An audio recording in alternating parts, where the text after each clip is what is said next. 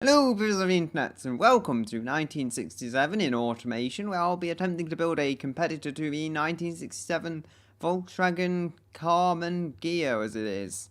So we have various bodies.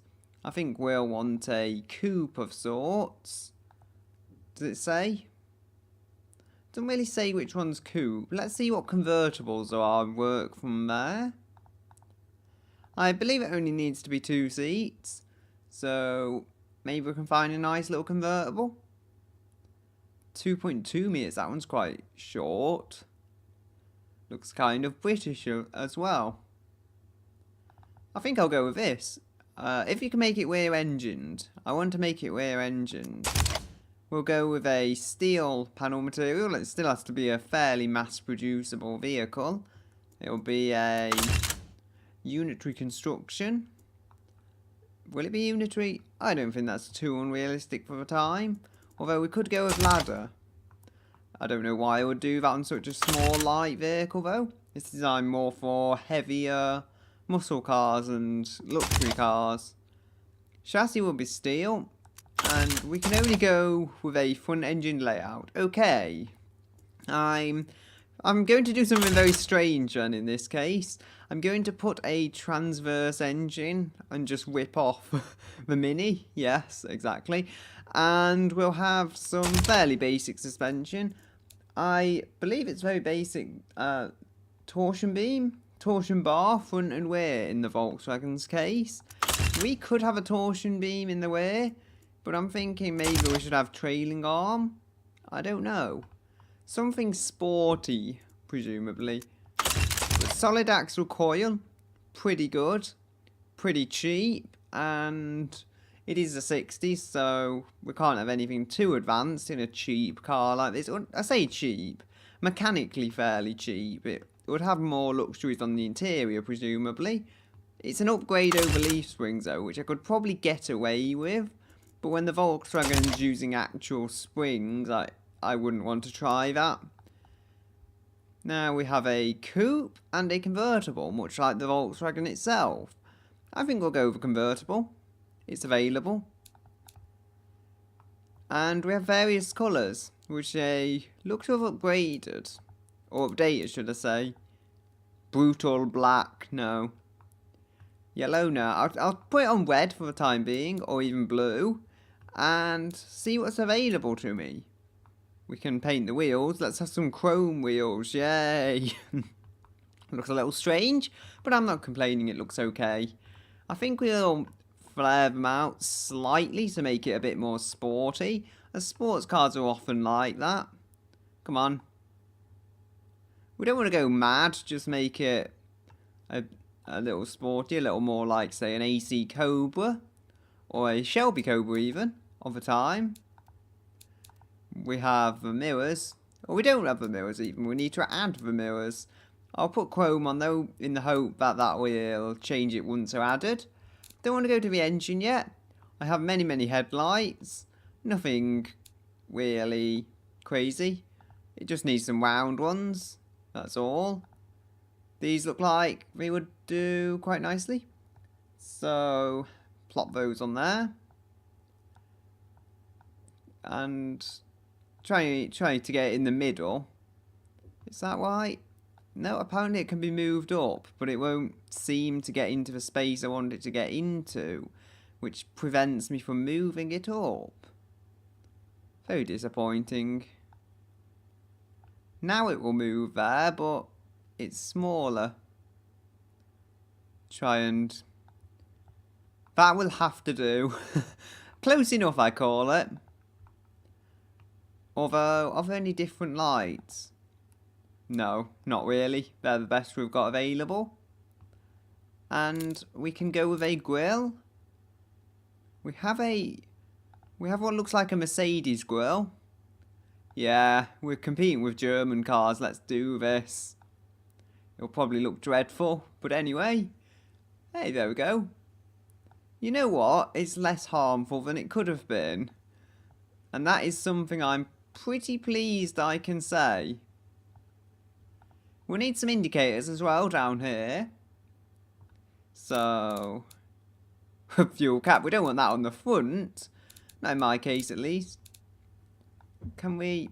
No, we can't sort that out. It's just the lower part of it isn't quite right. It's phasing through where it shouldn't be phasing through. Still, we could have a number plate, hopefully, on here. If not, it can just go underneath the bumper. Interesting, you can kind of split the bumper up now. I don't know if that's intentional or not, but for now, that can rest there. This is going to be a tiny little car. That's why the number plate looks so big, because it is a tiny vehicle. I don't need to bother changing the size.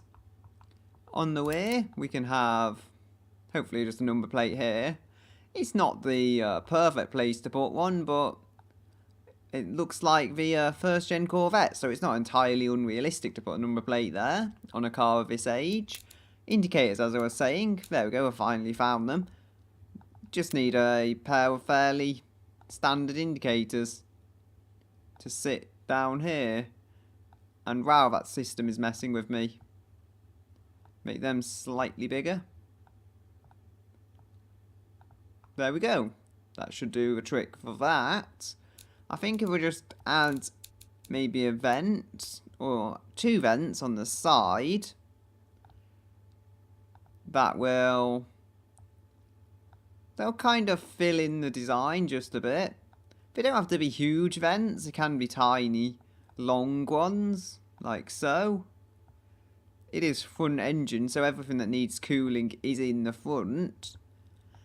It's very odd. I'm building a front-wheel drive sports car here. I'm not going to do anything weird like transverse rear-wheel drive.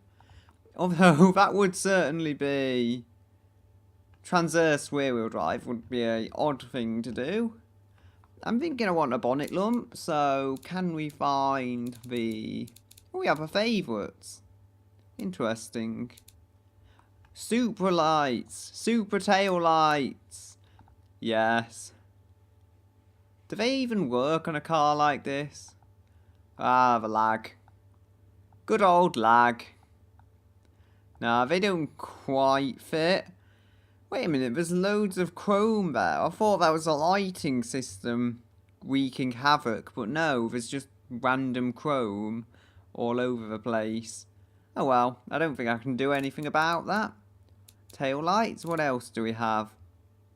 Have some Mercedes ones, but I won't bother with those in this case. In this case, I'll be going for these, which I can hopefully turn sideways and just slot them in. Like so. There we go. Try and readjust these for best fit. Come on, narrow and long. Just like a Cadillac Eldorado, which is clearly is not. I think one of the Eldorados had lights like this. Oh no, I'm thinking of a Fiat Punto now. That definitely did. The early 2000s Fiat Punto, that definitely had them. It looks a little odd, but I'll put it up. I'll put up with it, it's passable. And we need a pair of exhausts. Or maybe just one exhaust, actually. What are this? I don't know. Go with some standard ones. Make them a little smaller. It's not going to have a huge engine. And then we can put it somewhere. I think we'll just have one pipe. Keep things simple. And yep, that should easily be out the way of everything. Actually, we could mirror it and have center exhausts. There we go. That's not too bad, actually. Feels a bit plain up here. I wonder if I could get a braking light. I don't know. Nah, it'll be fine. Door handles. Add some classic chromey door handles. There we go. They can just sit right there. And where's the bonnet bumps? I said ages ago I want a bonnet bump. I've not seen my bonnet bump. Put some classic mirrors on. They should do the trick well enough. I think on a classic car they would have mirrors all the way up here. So that's what I'm going to do. Put the mirrors right at the front. Or will I? No, it just looks too odd for me. My mind can't like that. I can put them on the side though. They fit there. They look okay. If I bring them out, visibility should be okay from them as well. Come on. Just sit in there a little. There we go. And I'm getting quite impatient for my bonnet lump. Where are you? I need you, bonnet lump. It's not under grills. We have a fuel cap that we need to add. Well, maybe not that one, but yes, I can do something. Actually, we do need a brand logo. Thinking something's missing. That's probably it. I'll just whip off the Mustang because honestly, I have a load of blank space that needs filling on the back anyway, and that will be a decent way to fill it. We can have various things. So, what do we have? I'm thinking, let's have this one that looks vaguely like a football. I don't really know why. I just kind of like it. It's almost like it's smiling as well if you look at it that way. It's like a bunch of seeds on the ground smiling. That's always a nice thought. So there we go. A very obscure car.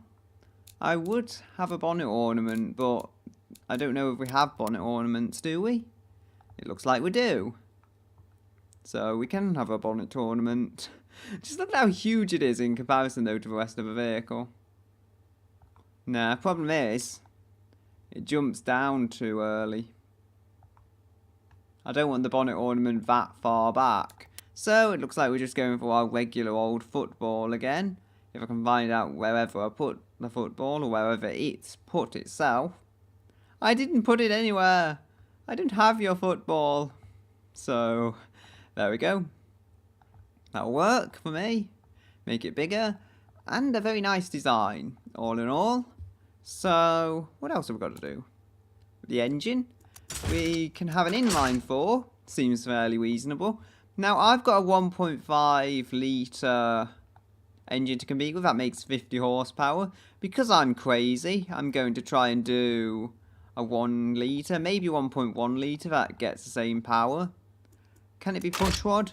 Yes, for now it can. I'll probably have to come back and change it because push rod does not make a lot of power. All this stuff is going to be cast. It's a cheap car, let's be honest.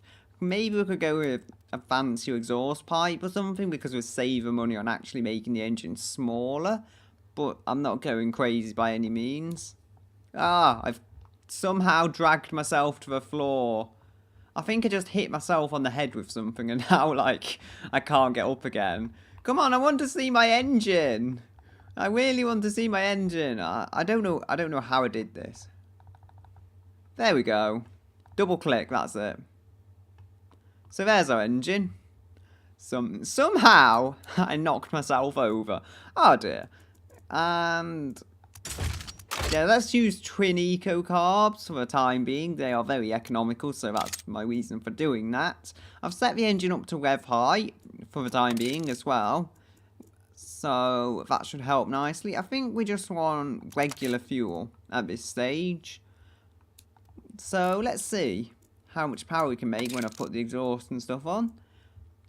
What's good for engineering time? Cast log is really good. Long tubular. As I said though, they are expensive, more expensive exhausts or material cost.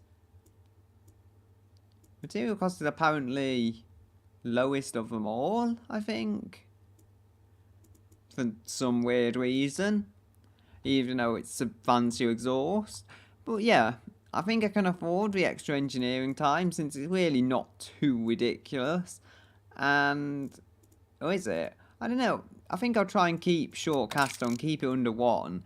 It's just, aluminium on a car of this age doesn't seem very realistic. It's still quite an old vehicle. We want a baffled muffler, save a bit of money there as well. It's all a very penny-pinching car, but we can't afford to just go mad. So, there we go. And it weighs 100 kilos. That's pretty good in itself. Let's let it run and see how it sounds. Or don't see how it sounds, because the engine is complete junk by this stage. And it's making 4 horsepower, which is never good. Now, we only have to make 50 horsepower, so I think this engine's good enough. I think with some fine-tuning I can actually get there. I really thought I would have to change a head, but apparently not. I'll have to see. It will come at the cost of efficiency, but then it'll be a nice high-revving engine, and who doesn't like a high-revving engine? A lot of people, actually. But hey, they're gonna get a high-revving engine anyway.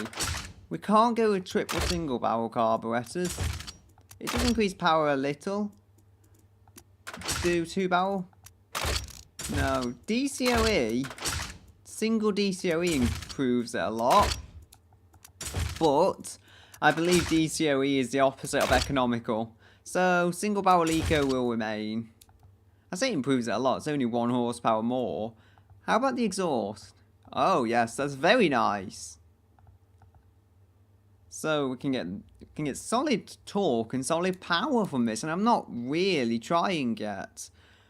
If we can lower the RPM as well, we can get this more reliable, so it won't explode every time someone tries to use it.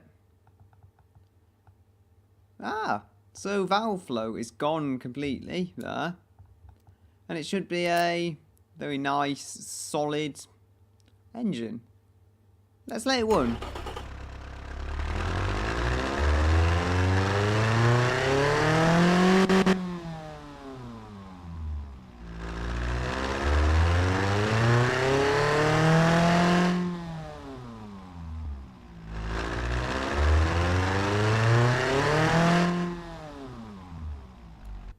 I do like the sound of it actually, and I saved a bit of weight on the exhaust, which is always nice. So, what else have we got to work on?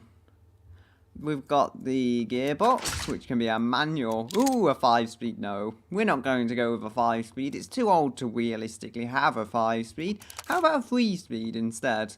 Should do a good enough job and save us a fair bit of money. I'm going on about saving money a lot, but honestly, in this class of vehicle, cost saving will definitely be appreciated. Now, it is a front-wheel drive car. Despite its looking rear-wheel drive, it is front-wheel drive. It's actually like the 1990 Lotus Elan. It looks like a rear-wheel drive sports car, but it isn't. It's a transverse front-wheel drive sports car. Still a sports car, though. And that's the important thing. We can have hard, long-life tyres. Let's try these. We can go with 155s. Don't sound wide at all, but remember we're only putting down about, what was it, 50 horsepower-ish? So that is easily enough tyre width to deal with what we want it to put down. I think the front needs more arch flaring than the rear, that's for sure. And we can probably bring the offset out just a little. Maybe a bit more on the rear, because I think visually it needs that. Oh, wait, 30, there we go. So, you can go out there. There we go. More or less. A very nice little car. So, hard, long life. I'll have to see about the grip. The 13-inch wheels, I know it's a default, though. Now, I can't do much with these tyre settings the way I want to. Oh, yes. There we go. I slightly made the tyres and wheels bigger. Try 575. Yeah, there we go. Now we can have 155s. That's actually, for the era, quite low-profile tyres, let's be honest. 14-inch wheels, yes, but it's a minuscule car, so they're actually quite big. That's a surprise. I have to admit. I have no doubt that 155 hard long lives should be enough. Even not medium compound should be. We're not expecting it to put down a huge amount of power. It's only like an original Mini, and that had 145s and got away with it, so we should be just fine.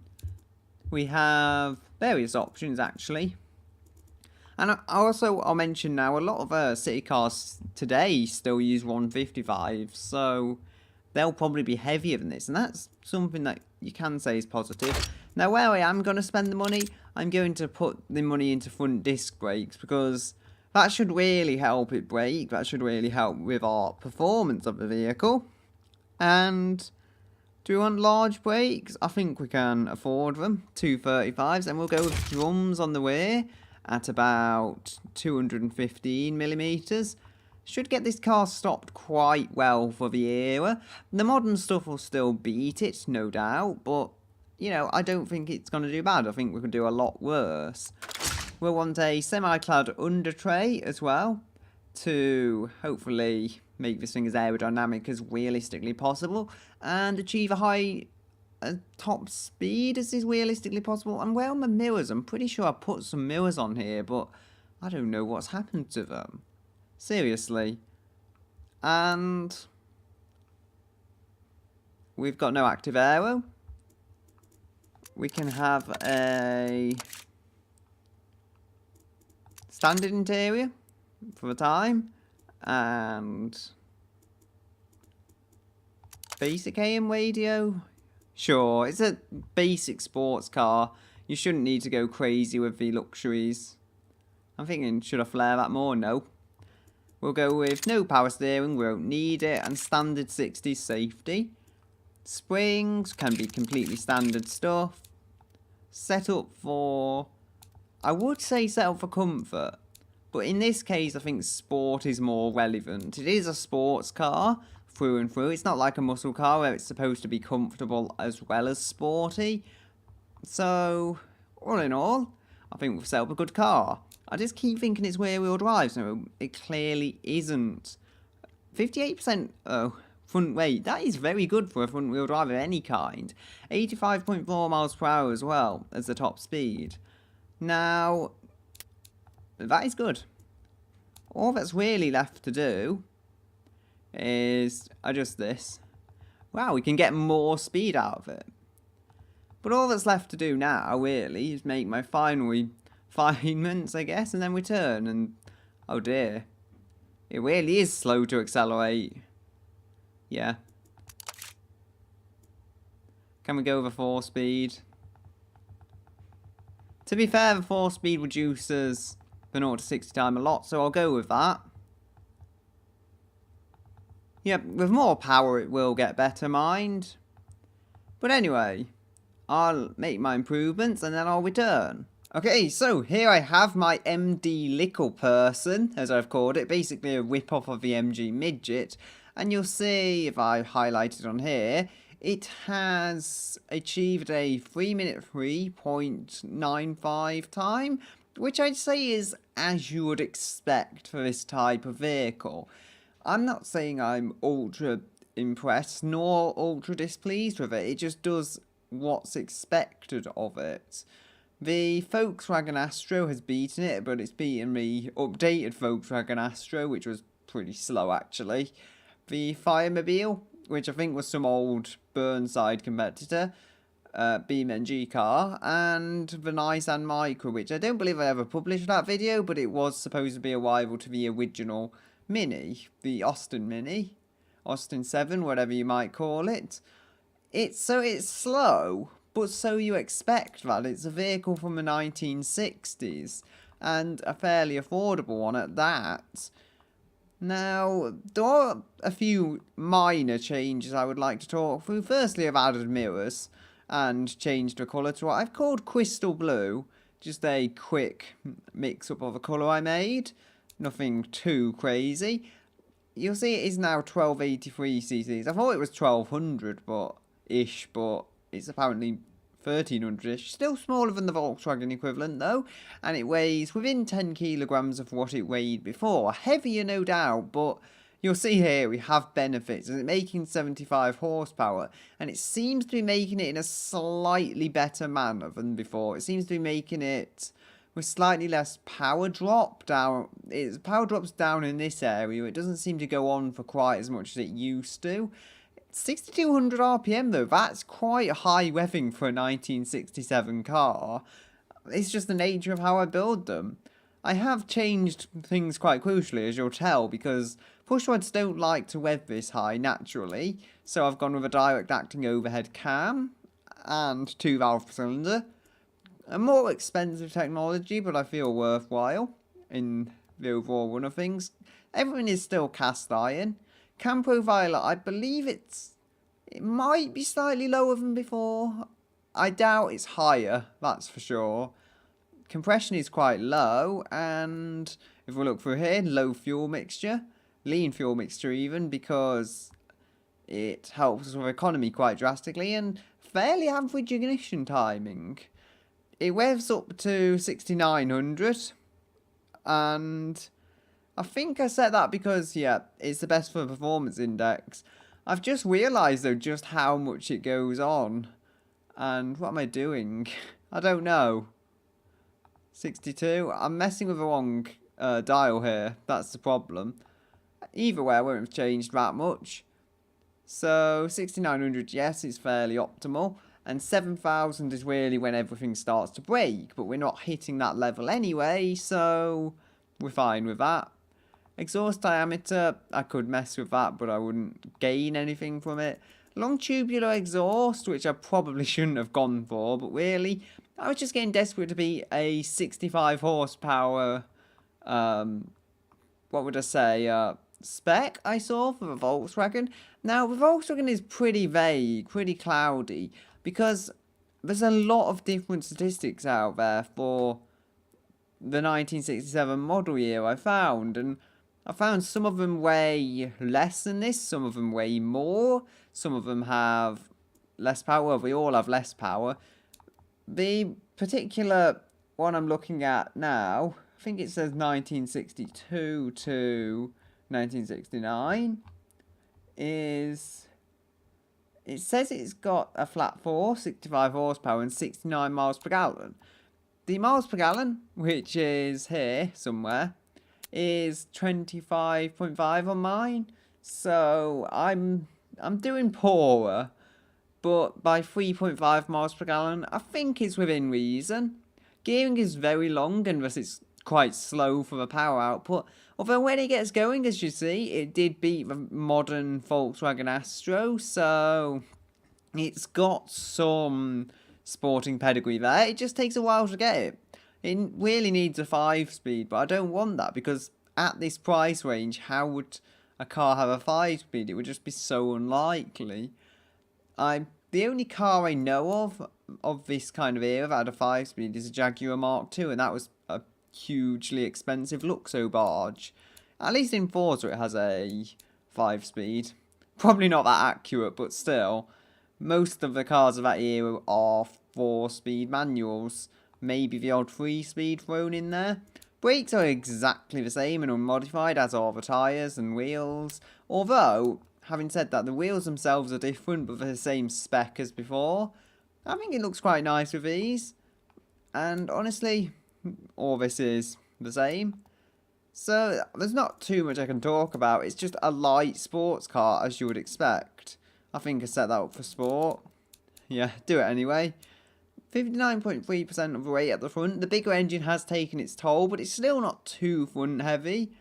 And I feel we're not going to push the power level yet that it's really going to struggle with. Although, if we look back here, we are essentially looking at a Mini Cooper S spec engine, which is probably the upper limits of what you can handle through the front wheels in the 1960s. So, for future iterations of this car, it would either need the same engine and to be made of fiberglass or something in order to increase performance, or it would need converting to longitudinal and rear wheel drive. Either would be a possible way of getting more performance out of it. That just looks like we've got a disconnected differential there. Hey, it's ready for rear wheel drive. Now, this was designed as a rear-wheel drive body, I have no doubt about that, but I've done something different. I wanted to. So I've made it front engine, front wheel drive. Very, very unusual for a sports car in the 60s, but hey, it's worked. I got a reasonable time from it. I'm going to try and stop rambling now. So, what's the price? I have no idea. $7,200, oh dear. I believe the Volkswagen was something like 2,000. That is crazy expensive if it's true, but I don't know. I don't know how accurate that is. Like, my car shouldn't be that crazy expensive, surely not. If I change the exhaust, does that to cast log? I'm not going to keep it that way, but does that... No, that doesn't change the price too significantly, though. So it shouldn't be more than 1,000 credits, or dollars even, in my upgrades over what a standard Volkswagen would have. So why it's so expensive is beyond me. I don't know, maybe it's just the way the currency is worked out. But I still like the vehicle I've created, and I'm not going to change it now. It's just, can't figure why it's so expensive. But anyway, it is a 100 miles per hour car, so hey, we at least have a winning attribute here. 101.8 miles per hour. And I'm going to end on this because I've really not got anything more to speak of. If we go to comparative stats, you'll see 867 kilograms. And is there actually anything else to mention?